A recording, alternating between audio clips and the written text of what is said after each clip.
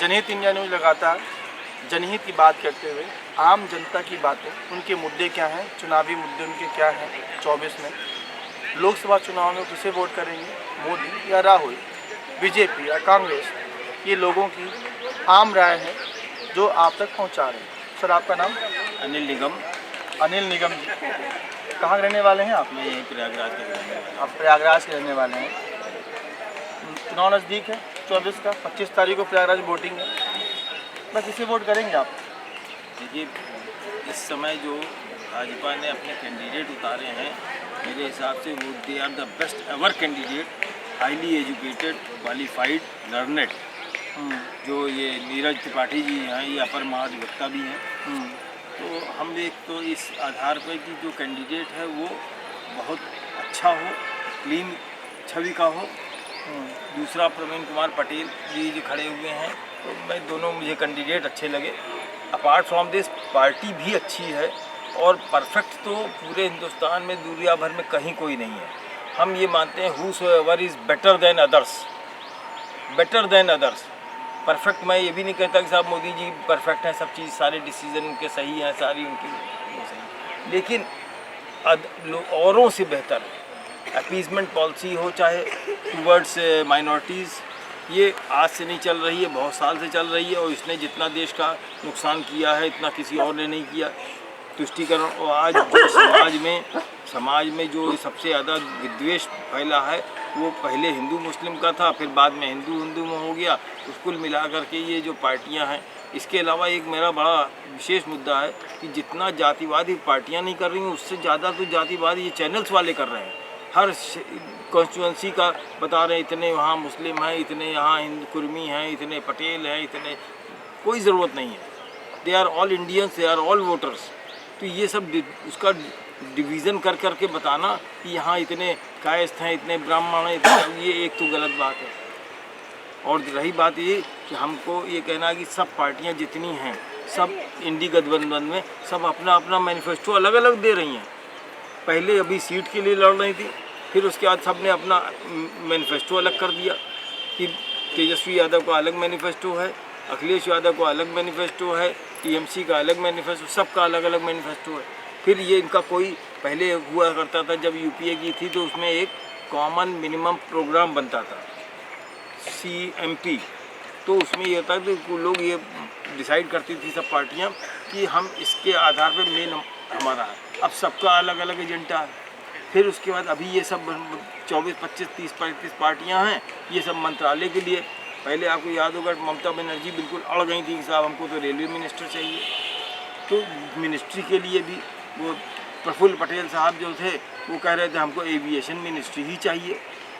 DMK थे, वो उनके फैमिली के 8 लोग थे, उन्होंने कहा साहब 8 को कैबिनेट मिनिस्ट्री दीजिए। तो दे ब्लैकमेल एंड बार्गेन। तो इसलिए जो भी पार्टी अगर अलायंस में आती है, ग्रुप में आती है, तो वो बार्गेन करती है। तो हमें उस इंडी गठबंधन पे कोई भरोसा नहीं है।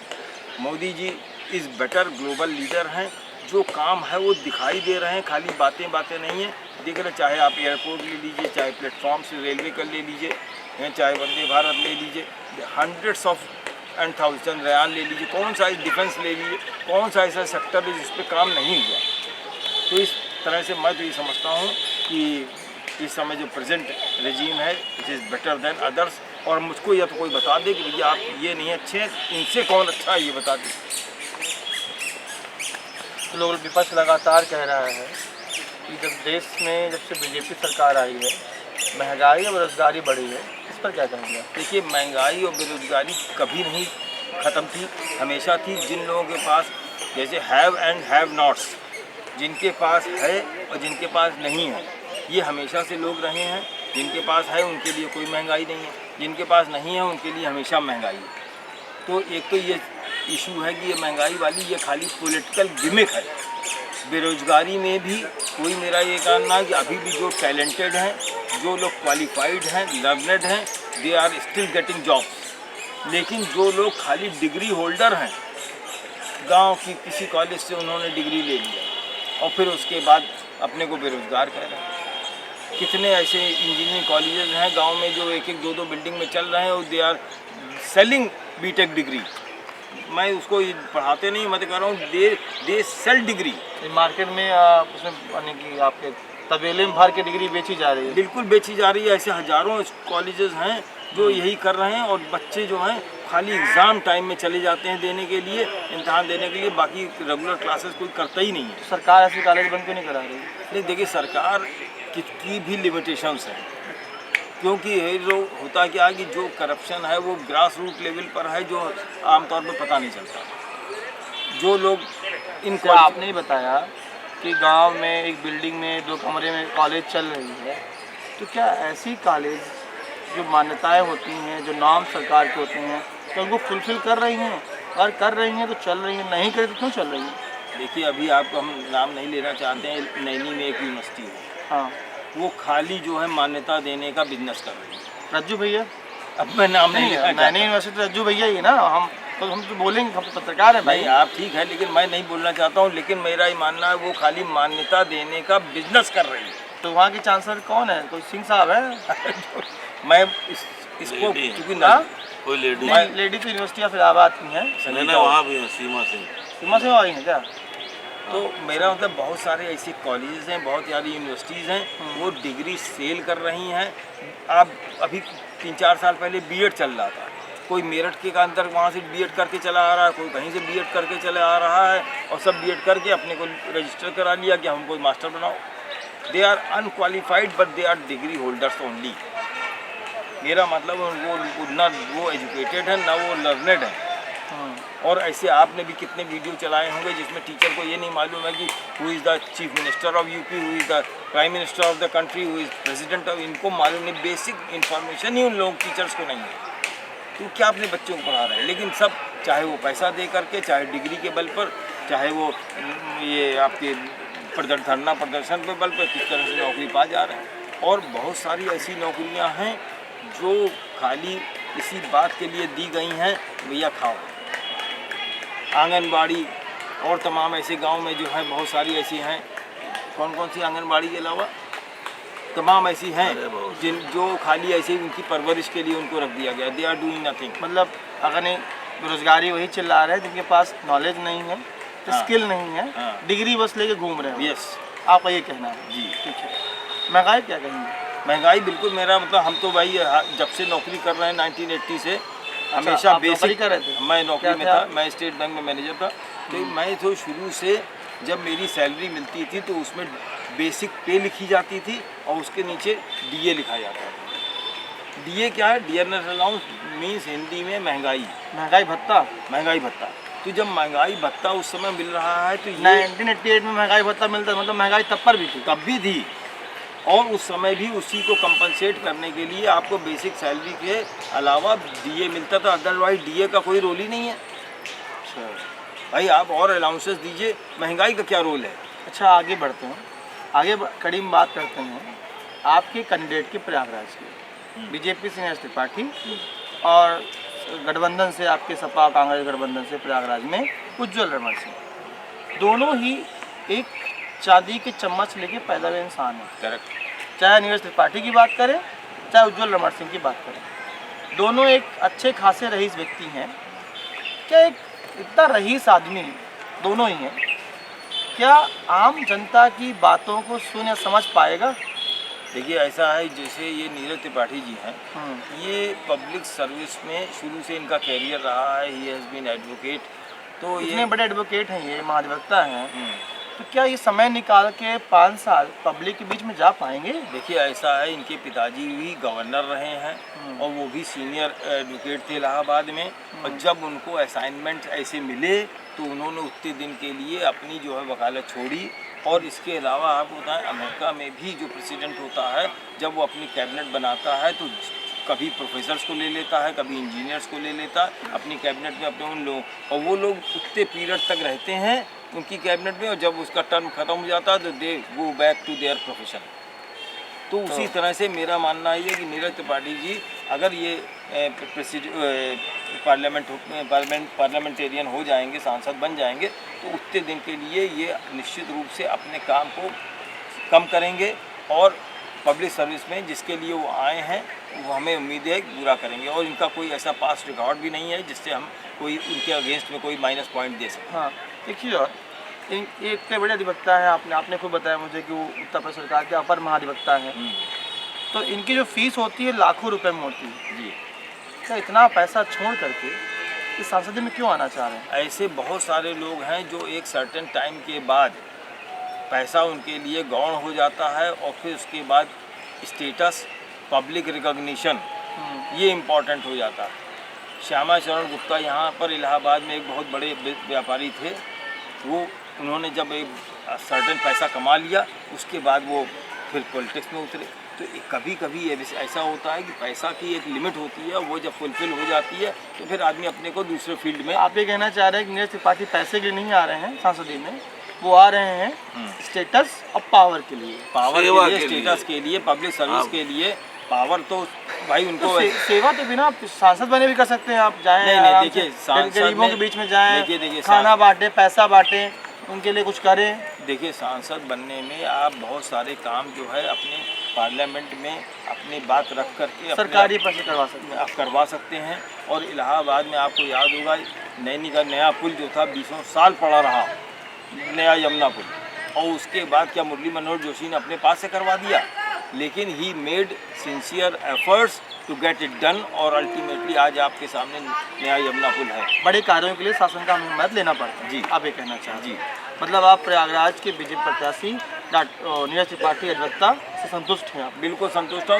ये अभी मैंने ये कह रहा हूँ संतुष्ट है, लेकिन मुझे पूरी उम्मीद है कि आगे आने वाले समय में ही विल प्रूव हिमसेल्फ। उज्ज्वल रमन सिंह क्या कहेंगे? उज्ज्वल रमन सिंह देखिए, ऐसा है कि वो जो आपने बताई कि साहब एक तो पॉलिटिकल बैकग्राउंड से रेवती रमन सिंह, उनका कोई मुझे ऐसा कुछ ज्ञात नहीं है, मेरे संज्ञान में नहीं है कि उन्होंने कोई ऐसा काम किया हो, बस खाली वो एक अपनी डायनेस्टी को इनकैश कराया। रेवती रमन सिंह जी जो है चूँकि सपा में थे, अब इस समय सपा की कमजोरी लगी तो उन्होंने खट से कांग्रेस ज्वाइन कर लिया। तो ये जो स्विच ओवर करने वाले लोग हैं ये मौका परस्त हैं कि कहाँ उनको लग रहा है कि हमारी अच्छी बेटर हमको ये डील मिल जाएगी। तो अदरवाइज़ इस समय कौन सी ऐसी बात थी कि उज्ज्वल रमन सिंह ने सपा अचानक से 2 दिन पहले सपा छोड़ करके कांग्रेस में शिफ्ट हो गए। उसके पहले हमको पता लगा था कि साहब अनुग्रह नारायण सिंह को दिया जा रहा है कांग्रेस से, लेकिन उन्होंने खुद अपने आप मना कर दिया, तो फिर तो इनको दे दिया गया। तो हमें नहीं लगता कि उज्ज्वल रमन सिंह जो है किसी सेवा के लिए वो खाली बस अपने लिए ही वो खाली सांसद बनना चाहते हैं। जी, उनका कोई जनता का सेवा का कोई भाव नहीं। जी, मतलब आप बीजेपी संतुष्ट हैं, आप बीजेपी को वोट करेंगे? सर आपका नाम? हमारा नाम पीवी शर्मा। पीवी शर्मा जी, कहाँ रहने वाले हैं आप? यही प्रयागराज के। आप प्रयागराज के रहने वाले हैं। जी जी। इस बार वोटिंग प्रयागराज 25 मई को है, आप किसे वोट करेंगे? हमारे पास तो कोई ऑप्शन नहीं है बीजेपी के अलावा। बीजेपी यानी कि बीजेपी आपके ऑप्शन में, मजबूरी जरूरी नहीं है? मजबूत है। आपने कहा मेरे पास बीजेपी के अलावा कोई ऑप्शन नहीं है, इसका मीनिंग ये आपने ये कहा कि बीजेपी आपके लिए मजबूरी है, जरूरी नहीं है। ये इंटरप्रिटेशन आप कर रहे हैं, हम नहीं कर रहे हैं। ऑप्शन का मतलब ये है कि हम जितने लोग हैं उनमें से बेस्ट को चूज करेंगे। अच्छा, तो बेस्ट जो है उसको कर रहे हैं। अच्छा, आप चुनाव का सही मतलब समझा रहे हैं, जितने खड़े हैं लोग उनमें से जो बेहतर है हम उसी को वोट करेंगे। भाई और किसको दे सकते हैं? तो लेकिन विपक्ष लगातार आरोप लगा रहा है कि बीजेपी जब से सरकार में आई है तो भ्रष्टाचार बढ़ा है, महंगाई बढ़ी, बेरोजगारी बढ़ी है, इस पर क्या कहेंगे आप? कोई विपक्ष का जो भी कैंडिडेट है या नेता है, आपने कभी उससे पूछा तुम्हारा विज़न क्या है? क्या उन्होंने कभी कोई अपना विज़न बताया? मोदी गाली देना, इसको गाली देना, ये करना, वो करना, महंगाई है, बेरोजगारी है, सब है। उनका विज़न क्या है? वो क्या करेंगे? वो आएंगे सत्ता में, क्या करेंगे? कह तो रहे राहुल गांधी 30 लाख नौकरियां देंगे, महंगाई कम करेंगे। कहाँ से नौकरी देंगे? अब कह तो रहे हम आएंगे, मौका दीजिए। अरे आप नौकरी देंगे तो नौकरी तो एक लिमिटेड है ना, और आपकी पॉपुलेशन बढ़ती जा रही है। 30 लाख नौकरी दे रहे बोल रहे हैं। अरे हाँ, 30 लाख नहीं, वो 60 लाख दे सकते हैं। जब उनको आना ही नहीं है सत्ता में तो कुछ भी बोल सकते हैं ना। प्रश्न यहाँ ये उठता है, उनका विजन क्या है? 30 लाख कहाँ से दे देंगे जब उनको सत्ता में ही नहीं आना? वो जानते हैं उनको नहीं आना है, भागे भागे फिर रहे हैं। अरे कोई एक पार्टी किसी परिवार से नहीं चलती है। कौन सी पार्टी? कोई भी पार्टी है, कोई भी पार्टी हो परिवार से नहीं चलती, वो एज ए होल ग्लोबल चलती है और लोग पूरा समाज उसमें होता है। तो कौन सी पार्टी परिवार से चल रही है? आपको तो पता है, हम तो जानते हैं, आप आप बताइए। जानते हैं तो हमसे क्यों पूछ रहे हम हैं? और सब जानते हैं, चाहे वो सपा हो, चाहे वो कांग्रेस हो और चाहे वो आपकी बसपा हो। आप कहना ये है कि सपा बसपा कांग्रेस ये तीनों ही अपने परिवार से चलती हैं, उनके मुखिया परिवार से ही आते हैं। आप देख लीजिए सपा में उनके 23-24 परिवार के 23-24 ऐसे लोग हैं जो कहीं ना कहीं किसी न किसी, चाहे पंचायत, जिला पंचायत में, चाहे कहीं सब कुर्सी बैठे हुए 23-24 लोग हैं। अब उनका कहना है कि हम लोग योग्य हैं तो बैठे हैं। हाँ तो योग हैं तो ठीक है, तो योग हैं तो उनको भी वोट भी मिलेगा ना। परेशान क्यों है फिर वो? परेशान क्यों है? वोट तो अपने आप मिल जाएगा जब वो काबिल हैं। हम भी देंगे, ये भी देंगे, सब दे देंगे उनको वोट। काबिलियत तो अपनी दिखाओ। देखिए विज़न जब तक आप नहीं बताएंगे, ये सब मोदी ऐसा है, मोदी वैसा है, मोदी चोर है, मोदी ऐसा कर रहा है, मोदी वैसा कर रहा है। अरे आपका विज़न, आप क्या करेंगे ये तो बताइए। महंगाई है, महंगाई कहाँ है मुझको बताइए। आप महंगाई की बात करते हैं, 1981 में पेट्रोल 5 रुपये 25 पैसे था, इस समय कितना है? 95 के आसपास। कितने गुना बढ़ा? अब देखा जाए तो मोटा 10 गुना, 10 गुना, 20 गुना बढ़ा। हाँ 20 का 10 ही गुना मानिए। नहीं हाँ 5 रुपये 20 गुना। हाँ 20 गुना। 1981 में जो एवरेज पे थी वो 1200 रुपये थी, क्योंकि हम लोग तो 1981 नौकरी कर रहे हैं। 1200 रुपये बैंक में थे, 1200 रुपये एवरेज पे थी। आज एवरेज पे 1.5 लाख, 1.5 लाख, 1 लाख, 1.5 लाख के बीच में सबकी है। कै गुना बढ़ी बताइए? 10 गुना बढ़ी, 10 गुना बढ़ी, 100 गुना, 1200 ना, 100 गुने से ज़्यादा बढ़ी, 100 गुना। तो 20 गुना और 100 गुना बढ़ी। जेब में पैसा आ रहा है ना। अरे यहाँ पे कहना ये कि महंगाई बढ़ी है तो कमाई भी बढ़ी है लोगों की। क्यों नहीं बढ़ी है? सबकी बढ़ी है। हमारे पास जो पैसा आता है, पैसा जेब से निकल के मार्केट में ही तो जाता है ना। आपके पास जाएगा, इनके पास जाएगा, इनके पास जाएगा, इनकम तो सबकी बढ़ रही है। आपके साथ महंगाई नहीं है? कहाँ है बेरोजगारी? है? बेरोजगारी देखिए ऐसा है, बेरोजगारी के बारे में आपको बता दूं कि बेरोजगार वही लोग हैं जो अभी इलेक्शन हो रहा है, देखा है ना आपने, आप तो देख रहे हैं कितने लड़के 500-500 1000 रुपये जो भी देते हो, जिंदाबाद मुर्दाबाद, जिंदाबाद मुर्दाबाद। कैसे नौकरी मिलेगी? जिंदाबाद मुर्दाबाद करके नौकरी मिलेगी? आज किसी बैंक में जाइए, किसी ऑफिस में जाइए, आपको आधे से ज़्यादा लड़कियां दिख रही हैं। क्यों? पढ़ रही हैं। जो पढ़ेगा उसको नौकरी मिलेगी। देखिए हमें एक बार, जिसका एकेडमिक कैरियर एक्सीलेंट है अब उसी को नौकरी मिलेगी। 140 करोड़ गवर्नमेंट कहती है, हम तो समझते हैं 150 के ऊपर होगा जनसंख्या। आप बढ़ाते जाइए जनसंख्या, फिर कहिए नौकरी दो, नौकरी दो, तो नौकरी क्या कहाँ से मिलेगी? आप अपने साथ एक को लगा लीजिए, हर आदमी एक आदमी लगा ले, तनख्वाह दे, आप अपनी जेब दीजिए, हम अपनी जेब, तभी दुगने लोगों को मिल जाएगी नौकरी। गवर्नमेंट दे सकती है? क्या गवर्नमेंट के लिए पॉसिबल नहीं है? गवर्नमेंट के लिए उन सब के लिए कहेंगे कुछ जगह रखे, निकाले। आपको क्या लगता है कि जो वैकेंसीज निकलती नहीं है, पब्लिक सर्विस कमीशन में नहीं निकलती, बैंकों में नहीं निकलती? अभी 1100 कुछ लोग IAS हुए हैं। जो बेरोजगार अपने कहता है वो IAS क्यों नहीं हो गया?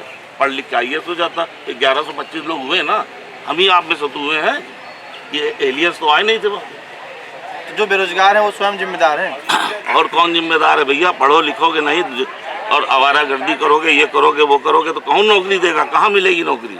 नौकरी एक्सीलेंट जिनका कैरियर है। पेपर लीक पे क्या बोलेंगे आप? प्रयागराज उत्तर प्रदेश में पेपर लीक लगातार हुए, आरो को आप पुलिस का। ठीक है, आप सही कह रहे हैं। भ्रष्टाचार, जो आप भ्रष्टाचार की बात कर रहे हैं, मैं एज ए होल बात कर रहा हूँ। भ्रष्टाचार कौन करता है? हम आप करते हैं ना, पब्लिक ही तो करती है। हम ही आप तो हर कुर्सी पर बैठे हैं। जो लीक करता है वो भी हम ही आप में से है, जिसने लीक कराया वो भी हम ही आप में से है। जब भ्रष्टाचार, अब आप कहिए कि भ्रष्टाचार खत्म क्यों नहीं हो रहा है? भ्रष्टाचार कभी खत्म नहीं हो सकता, कभी नहीं। और मैं आपको बताऊं, आप गूगल पे जाइए, इंडिया में भ्रष्टाचार 74 नंबर पे है। 73 देश ऐसे हैं जहां पे यहाँ से ज़्यादा भ्रष्टाचार। क्या अमेरिका में भ्रष्टाचार नहीं है? तो क्या भ्रष्टाचार खत्म कर पाना संभव नहीं है आप भारत हमको में? बताइए, अमेरिका ने खत्म कर दिया क्या? अमेरिका तो हमसे तो बहुत आगे है, आगे ही आगे है। क्या वहाँ भ्रष्टाचार नहीं है? रूस में नहीं है, कनाडा में नहीं है, ब्रिटेन में नहीं है। भ्रष्टाचार कहाँ नहीं है? भ्रष्टाचार हम आप करते हैं ना, हम ही आप जैसे लोग तो वहाँ भी हैं। विपक्ष लगातार बीजेपी पर आरोप लगा रहा है कि बीजेपी जब से आई है देश में आपका क्या नाम है, चंदा के रूप में बहुत पैसा लिया है, बीफ कंपनी से पैसा लिया है, इसमें क्या कहेंगे आप? चंदा कांग्रेस को गया कि नहीं गया? आप बताइए, कांग्रेस को चंदा मिला है कि नहीं? उसमें हमको 10 करोड़ मिला, कांग्रेस को 2 करोड़ मिला। 2 करोड़ के बारे में बताओ पहले। 10 करोड़ के बारे में क्यों चिल्ला रहे हो? तुमको भी तो 2 करोड़ मिला है, चंदा ही तो है। देखिए ये सब भाई मैंने आपको पहले बता दिया, शुरू में बताया कि इनका कोई विजन नहीं है। कोई विजन नहीं। राहुल गांधी की बातें सुन लीजिए तो आपको लगेगा कि एक मौकरी हो रही है। वो आदमी सिर्फ हंसाता है लोगों को। अरे इंग्लिश पढ़े हैं, इंग्लिश बोलते हैं, आप कह रहे हैं मौकरी कर। अरे भाई इंग्लिश पढ़े, इंग्लिश तो हम भी बोलते हैं, तो हम प्रधानमंत्री थोड़ी हो गए। ऑक्सफोर्ड से पढ़े लगता है, कहते लोग ऑक्सफोर्ड से पढ़े, ये चाय वाला है वो ऑक्सफोर्ड भैया उन पढ़े हैं, कहाँ पढ़े हैं, लेकिन कढ़े नहीं हैं। अच्छा, अभी उनको कढ़ना चाहिए। अभी उम्र 50 साल ऊपर है, 55 साल हो गए। अरे 55 साल के भी बच्चे होते हैं ना। चलिए, बहुत धन्यवाद आपका धन्यवाद। हमसे बात करने के लिए। ये हमारे प्रयागराज की आम जनता है, ये हमारे सीनियर सिटीजन्स थे कुछ, जिन्होंने बताया, जिन्होंने काफ़ी दुनिया देखी हुई है, पहले की सरकारें, अब की सरकारें, सब उन्होंने देखा हुआ है और सबको कंपेयर करके वो बता रहे हैं कि उनके लिए क्या बेहतर है। अब आप सुनिएगा कि उनके लिए क्या बेहतर है। जय हिंद, जय भारत।